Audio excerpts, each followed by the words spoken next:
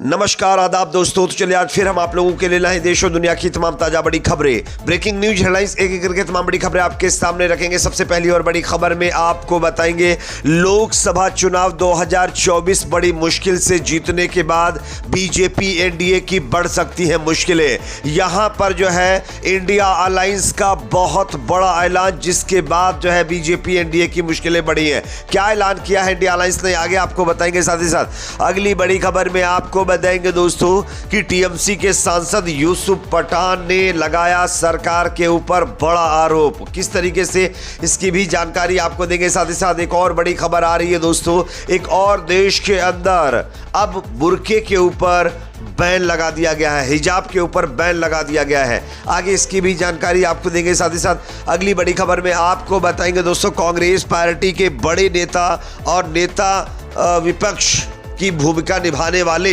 अधीर रंजन चौधरी ने बंगाल कांग्रेस अध्यक्ष पद से इस्तीफा दे दिया है। इसके बाद उन्होंने मल्लिकार्जुन खड़गे के ऊपर जो है तंज भी कसा है। किस तरीके से, इसकी भी जानकारी आपको देंगे। साथ ही साथ अगली बड़ी खबर में आपको बताएंगे दोस्तों कि सऊदी अरब में हज करने पहुंचे हाजियों को लेकर के एक और चिंताजनक खबर सामने आ रही है। यहां पर गर्मी की वजह से जो हाजियों की कैजुअलिटी का आंकड़ा है वो दिन ब दिन बढ़ता जा रहा है, और अब जो रिपोर्ट सामने आई है उसने पूरी दुनिया को चौंका दिया है। आगे हम आपको बताएंगे कि हज यात्रा पर गए हाजियों को लेकर क्या अपडेट है। साथ ही साथ गाजा से बड़ी खबर है, अब गाजा के लोगों के समर्थन में तालिबान उतर गया है और उसने ये कहा है और ईरान को इस बात का इंफॉर्मेशन दे दी है कि वो हजारों अपने जवान इजराइल के खिलाफ मैदान में उतारने के लिए तैयार है।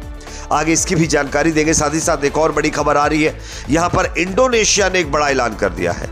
इंडोनेशिया ने यहां पर इजराइल के ऊपर एक बहुत बड़ा आरोप लगाते हुए एक बड़ा कदम उठाया है। किस तरीके से, इसकी भी जानकारी आपको देंगे। उससे पहले एक छोटी सी रिक्वेस्ट आपसे करेंगे दोस्तों, अगर आप भी चाहते हैं कि गाजा में इमीडिएटली सीजफायर होना चाहिए तो कमेंट सेक्शन में इस पर अपनी आवाज़ ज़रूर उठाइए, दो शब्द ज़रूर लिखिए, वीडियो को ज़्यादा से ज़्यादा लाइक करिए, शेयर करिए। चैनल पर अगर आप नए हैं तो सब्सक्राइब ज़रूर कर लीजिए। बात करेंगे पहली खबर की। जैसा कि आप जानते हैं लोकसभा स्पीकर पद को लेकर घमासान जारी है।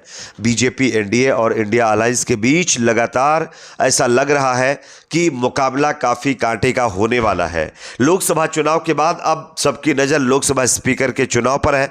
विपक्ष अपना प्रत्याशी उतारने के बारे में विचार कर रहा है। एक दिन पहले अध्यक्ष नियुक्त किया गया है। विपक्ष के सूत्रों के मुताबिक डिप्टी स्पीकर और प्रोटेम स्पीकर को लेकर सरकार के रुख से विपक्ष नाराज है। लोकसभा स्पीकर के पास असीमित शक्तियां होती हैं और ये जो पद है वो किसी भी तरीके से विपक्ष जो है बीजेपी के पाले में नहीं देना चाहता, और इसी के चलते आने वाले सेशन में अब जो है लोकसभा स्पीकर और जो दूसरे मतलब जो स्पीकर होते हैं उनके लिए चुनाव करा सकता है। और अगर ऐसा होता है तो यहाँ पर बीजेपी ये चुनाव हार सकती है, क्योंकि कई विपक्षी पार्टियां ऐसी हैं जो ये चाहती है कि बीजेपी के पास विधानसभा स्पीकर का पद ना रहे। अब देखना ये होगा कि फाइनली क्या नतीजा आता है।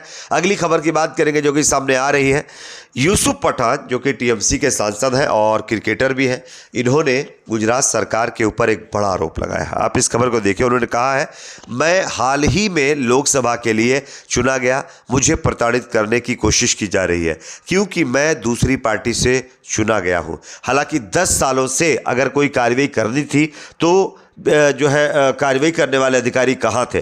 10 साल से मेरे ऊपर ये कार्रवाई क्यों नहीं की गई? लेकिन जैसे ही मैंने लोकसभा चुनाव जीता, वो भी टीएमसी के यानी सिंबल पर, टीएमसी पार्टी से, उसके बाद मुझे बेवजह परेशान करने की कोशिश की जा रही है।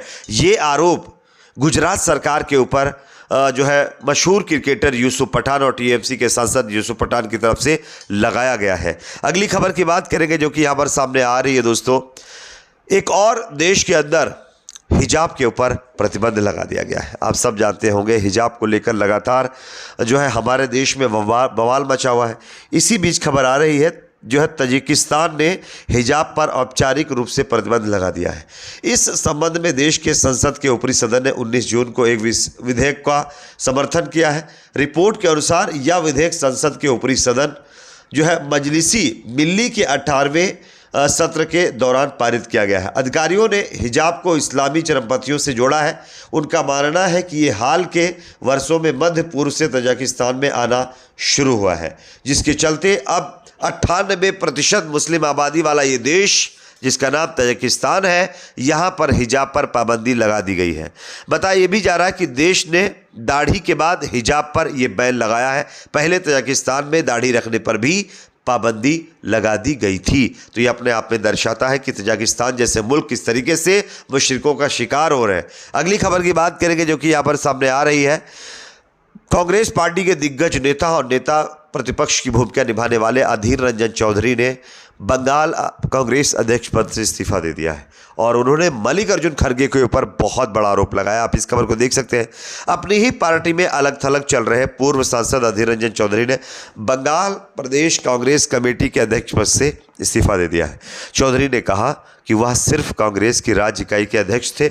उन्होंने कहा कि जब से मल्लिकार्जुन खड़गे कांग्रेस के राष्ट्रीय अध्यक्ष बने हैं तब से कोई प्रदेश अध्यक्ष नहीं है। हालांकि अभी शीर्ष नेतृत्व की ओर से इस बात की कोई आधिकारिक पुष्टि नहीं की गई है, लेकिन सूत्रों के हवाले से ये जानकारी मिल रही है कि अधीर रंजन चौधरी ने बंगाल कांग्रेस अध्यक्ष पद से इस्तीफा दे करके मल्लिकार्जुन खड़गे के ऊपर निशाना भी साधा है। तो ये दर्शाता है कि जिस तरीके से अधीर रंजन चौधरी बंगाल का चुनाव हारे हैं, उसके बाद बंगाल के अंदर कांग्रेस पार्टी में सब कुछ ठीक नहीं चल रहा है। अगली खबर की बात करेंगे जो कि सामने आ रही है दोस्तों। यहाँ पर सऊदी अरब हज करने वाले हाजियों को लेकर के एक और दुखद खबर सामने आ रही है। आप सब जानते होंगे सऊदी में गर्मी की वजह से हजारों हाजी हमारे बीच नहीं रहे, वो ख़त्म हो चुके हैं। लेकिन इसी बीच एक और नई रिपोर्ट सामने आई है। इस रिपोर्ट में अब आधिकारिक तौर पर 922 से ज़्यादा हाजियों के कैजुअल्टी का आंकड़ा सामने आया। हालांकि ये आंकड़ा बहुत कम बताया जा रहा है। यहाँ पर जो सऊदी के लोकल लोग हैं और तमाम एजेंसियां, उनकी तरफ से ये भी बताया जा रहा है कि ये जो 922 हज यात्रियों के कैजुअल्टीज़ का आंकड़ा है, ये 3 से 4 गुना ज़्यादा बढ़ सकता है, जबकि लगभग 2000 के करीब हाजी लापता चल रहे हैं और इसमें 100 से ज़्यादा हमारे देश के यानी कि भारत के रहने वाले हाजियों का नाम बताया जा रहा है। अगली खबर की बात करेंगे जो कि सामने आ रही है दोस्तों। अब गाज़ा के अंदर इजराइल के खिलाफ इस मुकाबले में तालिबान भी कूद गया है। तालिबान ने एक बड़ा ऐलान किया है। तालिबान ने अब ईरान को इस बात की जानकारी दी है कि वो अपने हजारों जवान जो है इजराइल के खिलाफ मैदान में लड़ने के लिए उतारने जा रहा है, जिससे इजराइल की मुश्किलें बढ़ गई है। अगली खबर की बात करेंगे जो कि सामने आ रही है। इंडोनेशिया ने भी इजराइल के खिलाफ बड़ा ऐलान किया है। इंडोनेशियाई राष्ट्रपति ने कहा है कि यदि इजराइल द्वारा किए गए ये सभी अपराध कहीं और किए जाते तो दुनिया चुप नहीं रहती। लेकिन इजराइल ये सब कुछ जेनोसाइड गाजा के अंदर कर रहा है, लेकिन इस पर दुनिया बोलने के लिए तैयार नहीं है और जरूरी कदम उठाने के लिए तैयार नहीं है। यानी कि इंडोनेशिया ने एक बार फिर इजराइल को निशाने पर लेते हुए इजराइल के खिलाफ ये कहा है कि इजराइल ने गाजा के अंदर जेनोसाइड किया है और ये उसको एक्सेप्ट करना पड़ेगा। इस पर आपकी क्या राय कमेंट सेक्शन में बताएं। वीडियो को लाइक शेयर, चैनल को सब्सक्राइब जरूर करें।